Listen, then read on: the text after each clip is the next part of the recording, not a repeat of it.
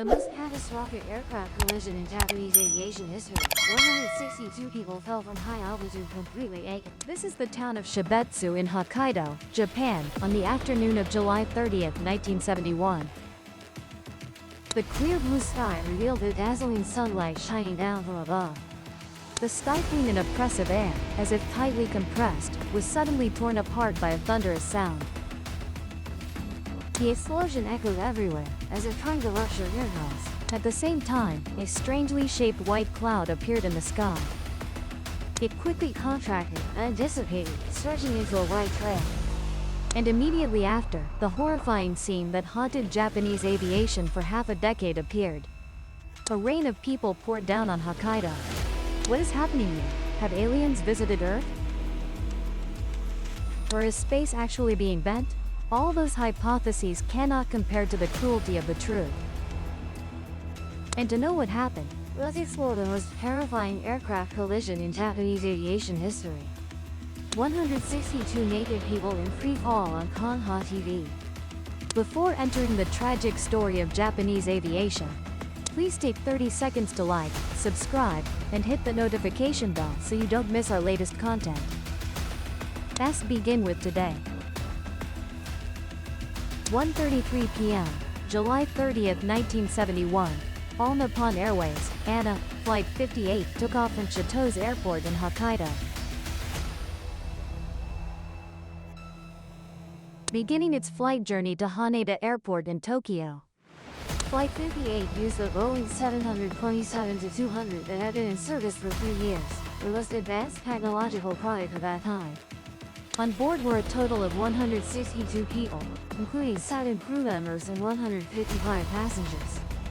In 1971, although Japanese aviation was developing rapidly, due to prices and other factors, not many people had the opportunity to travel by plane. Passengers on Flight 58 were mainly from Hokkaido, including 122 members of a tour group for people affected by World War II. They had just finished their Hokkaido tour and were on their way to Tokyo. The atmosphere on the plane was very cheerful, with most passengers being middle-aged and elderly. Many of them thought this would be their last plane ride before passing away. But they had no idea this thought would become reality in an extremely horrifying way. The captain of this flight was Saburo Kawasaki, 41 years old, with a total of 8,033 flight hours. The co-pilot was Shita Matsu, 27 years old, with 2,238 flight hours. The flight engineer was Michael Carpenter, 30 years old, with over 2,400 flight hours. According to schedule, Flight N18 was supposed to take off at 12:45 p.m., but due to a previous flight delay, the plane had to wait until 1:33 p.m. to take off. Although delayed by 45 minutes, the takeoff proceeded quite smoothly. 1:46 p.m., Flight N18 passed through air traffic control, maintaining an altitude of about 8,500 meters. The plane was expected to pass over Morioka at 2:11 p.m., then head toward Tokyo. The captain had also switched to autopilot mode. 5 minutes before Flight N18 took off, at 1:28 p.m., 2 F-86 fighter jets took off from Matsushima Base in Morioka. The pair of pilots controlling the aircraft were both from the Japanese Air Self-Defense Force stationed at Matsushima. Takuya Kuma, 31 years old, was today's instructor. And flying behind him was Yoshimi Ichikawa, 22 years old, a trainee pilot. Today's exercise was training in fighter jet maneuvering skills. According to regulations, Ichikawa had to closely follow all of the instructor's maneuvers, meaning the instructor's aircraft had to always remain within his line of sight. Today's training area was limited to Yokote Airspace in Akita Prefecture, and part of the extended airspace of Shibetsu City, Hokkaido Prefecture. 1:30 p.m., the fighter jets flew over the sea from Matsushima Airport, then turned around and flew inland. The aircraft flew over Ritsuya, near Yokote City, continuing to fly northward. The Japanese Air Self-Defense Forces training program is very strict. The instructor would swore the trainee throughout the process. In the previous exercise, Ichikawa made a few minor mistakes, so he was quite tense. At 2:01 p.m., 2 fighter jets flew a large circle. Coach Kuma, when flying near Shibetsu, began turning south. Immediately, Ichikawa quickly adjusted his aircraft to follow. However, just seconds after turning, Ichikawa suddenly heard an urgent shout from Kuma, demanding he immediately bank left. Ichikawa felt confused because there were no obstacles ahead until he looked to the right. Then he froze when he saw a giant passenger aircraft right in front, becoming increasingly clear. His mind went blank. 2 seconds later, everything before Ichikawa's eyes. Both the sky and the ground were spinning. At 2:02 p.m. on July 30, 1971, people within about a 20 kilometers radius around Shibetsu, Hokkaido all heard a loud explosion. The terrible explosion echoed as far as Shandai city center, 20 kilometers away. Experts speculated that the sound could be a supersonic boom phenomenon. Shandai city authorities initially thought a fighter jet had crashed. However, after several dozen minutes of verification, they received a much more horrifying result. An Air Defense Force aircraft had collided with a civilian aircraft full of passengers in midair. More frighteningly, many witnesses reported to the city hall that they saw a rain of people falling. At 2:30 p.m., police and functional forces of Shandai City began arriving at the scene. En route, the Air Defense Force also dispatched a 130-person team from the Shiyukushi mountain area to the scene. They reported that bodies found near Asahidai Elementary School in Shibetsu were scattered across the vast fields and surrounding forest. The scene became increasingly gruesome as the search team entered the forest. They saw many undergarments and clothes hanging on trees, like paper strips during the Tanabata festival. Stretching across the hills, the deeper they went, the more silent the entire search team became. They saw many people suspended in the air. Some bodies stretched to several meters, like pieces of skin pulled by gravity on tree branches. Next, the search team successively found many bodies with strange shapes. A soldier saw the body of a woman headfirst in the ground, hair spread out on both sides. They also found some bodies flattened on Asahidai school grounds. There were people with only the upper half of their bodies, the lower half buried in the ground. Every dozen meters or so, the search team discovered body parts. They completely couldn't estimate the number, and most were in a naked state. Many team members searched while vomiting continuously. Due to lack of response experience, the scene also lacked body bags. Many members could only stuff the found body parts into their jacket pockets and carry them back, then reassemble them on the square. This was an unprecedented scene in human history. From the afternoon of July 30th to the next afternoon, the search team found at least hundreds of body fragments around Shibetsu, but none were intact. They also found many aircraft debris within a 3 kilometers radius around Asahidai Elementary School. Before the Shibetsu accident, Japan had never experienced such a catastrophic aviation accident. Because the victims' bodies were too severely damaged, many relatives collapsed when coming to identify them. On the very day of the accident, the Shibetsu Aviation Accident Investigation Committee was established under the directive of the Japanese Prime Minister. After investigation, the committee determined the two crashed aircraft were an F-86 fighter jet and a passenger aircraft with flight number 58 from ANA Airline. The two aircraft collided in mid-air over Shibetsu, Hokkaido. All 162 people on ANA Flight 58, including crew and passengers, died. The victims' bodies were thrown from the collision point southward, falling over an area about 6 kilometers long. The only fortunate thing was that fighter pilot Ichikawa Yoshimi was thrown from the aircraft after the collision and survived by parachuting. So why could a civilian aircraft and a fighter jet fly simultaneously, at the same altitude, and accidentally collide? When investigating in detail, the investigation team discovered that this horrific disaster seemed to have been foretold long ago. The shocking truth gradually began to be revealed. In the 1970s, Japan's military and civilian flight routes were not completely separated. The J11L route that Flight 58 was using was a very busy route. There were 29 commercial flights passing through each day. At the same time, the U.S. Air Force also frequently flew near this route. Previously, when the number of flights was low, the threat was relatively low, but with a rapid increase in flights, the risk of collision began to intensify. 5 months before the accident occurred, the Air Staff Office of the Air Self-Defense Force sent a flight safety inspection report to Japan's Ministry of Defense. It mentioned that due to the overly narrow airspace, military aircraft during training could collide with civilian aircraft. According to the Self-Defense Force's investigation, the number of potential collisions during training reached 337 times. Some senior officials of the Self-Defense Force requested the Ministry of Defense to coordinate with the Ministry of Transport to adjust the airspace boundaries of both sides. Otherwise, a collision was only a matter of time. But because they believed the probability of mid-air aircraft collisions was very low, the Ministry of Defense did not recognize the severity. Ultimately, the issue was shelved. Then, precisely because of that postponement, just 5 months later, Japan's worst aviation disaster occurred. On July 30th, the two parties involved in the incident were scheduled for training in the Choko airspace, which was already very close to the J11L route. That day, because other units also wanted to train in the Choko airspace, the Self-Defense Force Command temporarily added an expanded airspace area. This made the training area and the J11L route even closer. Normally, the Self-Defense Force would have personnel specifically checking the risk level of the airspace. But this time, after multiple checks, no one noticed the danger, and the Airspace Division was approved as is.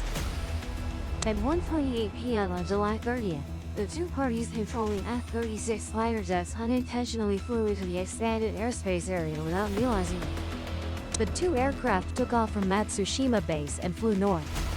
Around 2 p.m., after the fighter jets had completed a large turn, Koma began flying south towards Shibatsu. However, both were completely unaware that their aircraft were very close to the J11L civilian flight route. And at that moment, Flight 58, which had taken off from Chitose Airport, arrived right behind the two fighter jets. At 2:01 p.m., Koma Takuya suddenly noticed a passenger aircraft appearing behind his fighter jet, moving very fast. Startled, he began turning left, quickly moving away from the danger zone. Koma escaped the danger, but the trainee pilot Ichikawa, flying behind him, was completely focused on following Koma and did not notice the passenger aircraft behind him. Seeing the instructor change direction, Ichikawa hurriedly followed, inadvertently flying directly in front of Flight 58. At that time, the radar system on the F-36 fighter jet was not turned on, so he could only rely on visual observation. Therefore, Ichikawa completely failed to notice the abnormality. As soon as Koma discovered the situation, he immediately shouted over the radio, instructing Ichikawa to quickly evade. But because he did not specify what to evade, Ichikawa did not understand at all. At that moment, ANA Flight 58 was in autopilot mode, maintaining a speed of 900 km per hour. Meanwhile, the F-86 fighter jet piloted by Ichikawa had a speed of 800 km per hour. By the time Ichikawa realized there was an aircraft behind him, the distance between the two was only 500 meters. Less than 2 seconds later, the wing of Flight 58 collided with the F-36 fighter jet. Both aircraft simultaneously maneuvered. Flight 58's tail was severed, and the horizontal stabilizer and elevators became in effect. The aircraft began to plummet, nosediving toward the ground. About 7 seconds later, the aircraft's descent speed exceeded the speed of sound. The flight created a sonic boom in the sky. Specifically, when an aircraft's speed reaches the speed of sound, it encounters a non-negligible resistance called the sound barrier. As the aircraft continues to accelerate, breaking through the sound barrier, the air is rapidly compressed. People nearby would hear a loud boom, and simultaneously see the aircraft create a special cloud called a shock cloud.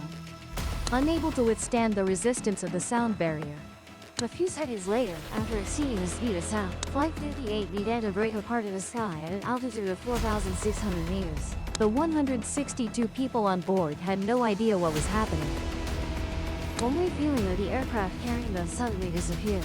All were thrown from the aircraft due to excessive centrifugal force. Passengers' clothing was torn to shreds. The 162 people on Flight 58 fell like rain, crashing to the ground one after another. Within just a few dozen seconds, all had died. This explains why the victims were later all found naked and in a pitiful state. The F-86 fighter jet crashed and fell into a nearby field. Ichikawa managed to parachute out of the cockpit and luckily survived. On March 11, 1975, the Senhai District Court tried the Shibatsu aviation accident case. Both fighter pilots were prosecuted. Police determined that the two pilots had mistakenly flown into Flight 58's air route, leading to the accident. According to subsequent scene reconstructions, Kuma Takuya, as the pilot, spotted Flight 58 about 40 seconds before the collision. But he didn't have time to give Ichikawa correct instructions. The court sentenced Kuma to 4 to 5 years in prison, Ichikawa to 2 years and 8 months in prison. However, considering both pilots were trained in airspace under superior orders and had no right to refuse, so in the subsequent appeal trial, Kuma was sentenced to 3 to 5 years suspended, while Ichikawa was set free. Air Self-Defense Force personnel responsible for dividing training airspace and defense ministry officials were not prosecuted. On the other hand, ANA Airlines was also considered responsible for the accident, because civilian aircraft pilots had the duty to observe ahead throughout the flight to ensure journey safety. According to investigations, July 30, 1971 had very good weather. Therefore, Flight 58's captain and co-pilot should have seen the two fighter jets about 20 seconds before the collision. In those 20 seconds, they could have completely performed evasive maneuvers.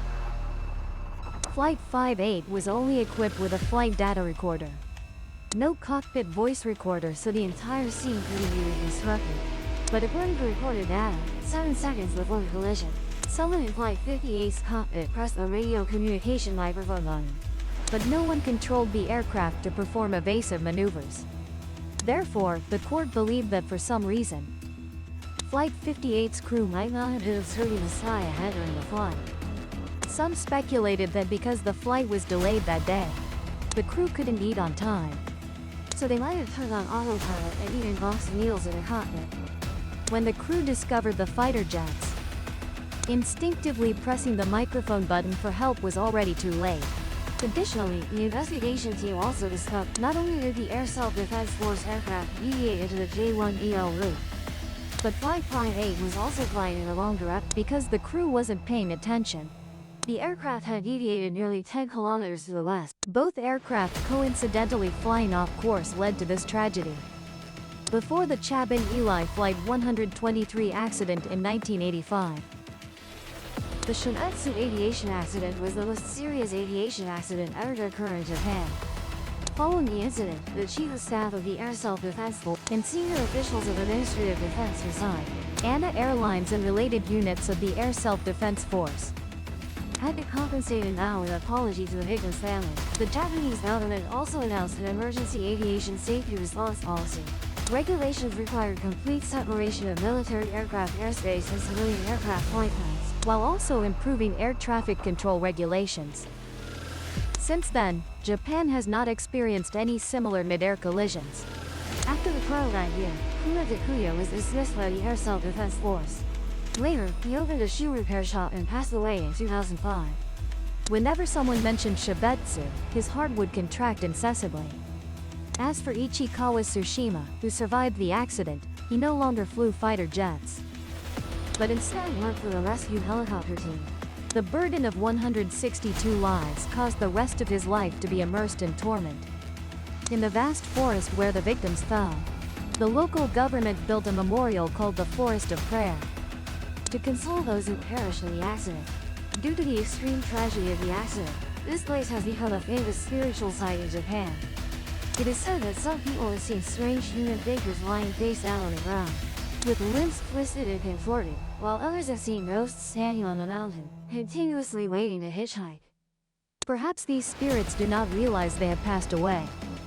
In addition to commemorating the victim, related units also built an aviation safety tower next to the cemetery, where it was unidentified by relatives of buried, to pray that such horrific disasters would not occur in the skies again. More than half a century has passed. The collision between Hanapan Airways Flight 58 and the F-86AF Shibu fighter jet remains a bloody lesson for Japanese aviation. At a time when everything was still incomplete, the Japanese Aviation Bureau did not properly recognize airspace, accompanied by countless unreasonable mindsets. All of this created a disaster, taking away 162 precious lives. In your opinion, what is the most valuable lesson this disaster has left? Please leave your thoughts in the comment section below, and don't forget to like and subscribe to the Realm of the Unseen channel for more stories. And now, haha says goodbye and see you in the next videos. If the veil stirred, subscribe and meet the next encounter.